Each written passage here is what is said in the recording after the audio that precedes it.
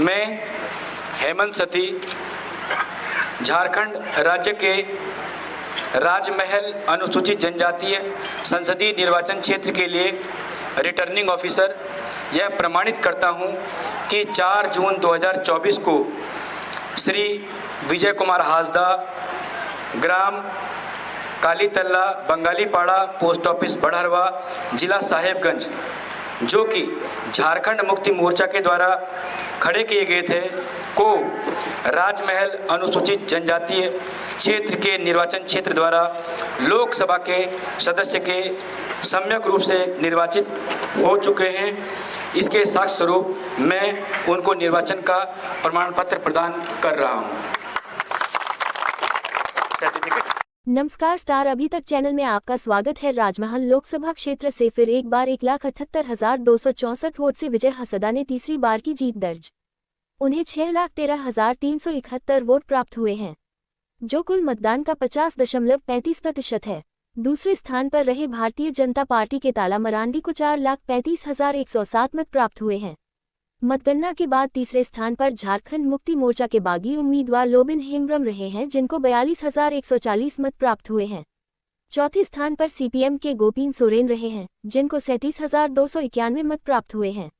राजमहल लोकसभा क्षेत्र से खड़े हुए 14 उम्मीदवारों में 5वें स्थान पर महेशपुरिया निर्दलीय प्रत्याशी रहे हैं, जिनको 14,978 मत प्राप्त हुए हैं।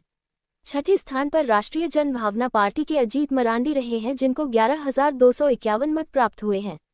7वें स्थान पर निर्दलीय सेवेस्टन हेम्ब्रम रहे हैं, जिन्हें 9,493 मत प्राप्त हुए हैं। 8वें स्थान पर बहुजन समाजवादी पार्टी की मरियम मरांडी रही है, 8,259 मत प्राप्त हुए हैं। 9वें स्थान पर एएमआईएम के पॉल सोरेन रहे हैं, जिनको 7,902 मत प्राप्त हुए हैं। 10वें स्थान पर दीपक टुडू निर्दलीय प्रत्याशी रही है, जिनको 6,856 मत प्राप्त हुए हैं। 11वें स्थान पर पीपुल्स पार्टी ऑफ इंडिया के खलीफा किस्कू रहे हैं, जिनको 4,107 मत प्राप्त हुए हैं। 12वें स्थान पर विरोध मंडल लोक अधिकार पार्टी के उम्मीदवार रहे हैं, जिनका 3,809 मत प्राप्त हुए हैं। 13वें स्थान पर नवयुग प्रगतिशील मोर्चा के मुंशी किस्को रहे, जिनको 2,779 मत प्राप्त हुए हैं। 14वें स्थान पर लिली हासदा रहे, जिनको 2,689 मत प्राप्त हुआ है। नोटा में कुल मत 18,217 पड़े हैं। जीत के बाद उन्हें जिला निर्वाची पदाधिकारी हेमंत सती ने सर्टिफिकेट दिया।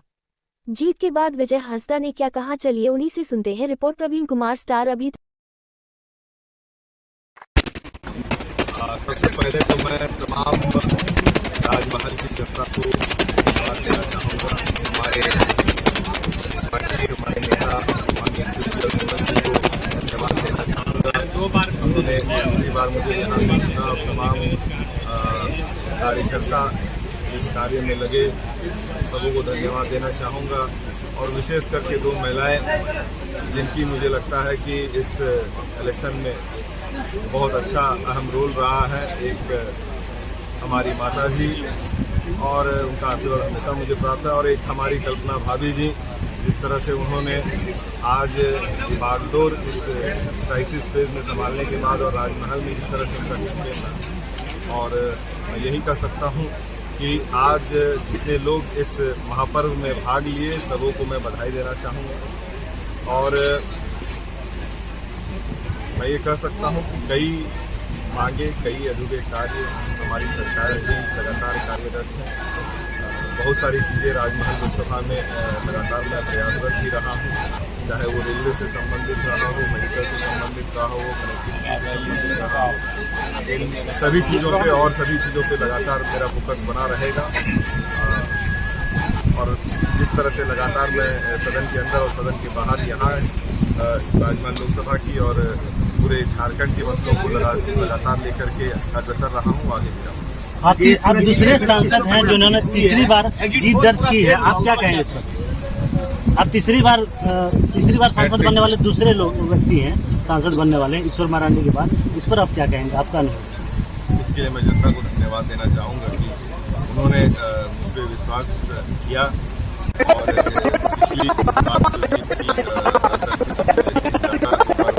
दिया है।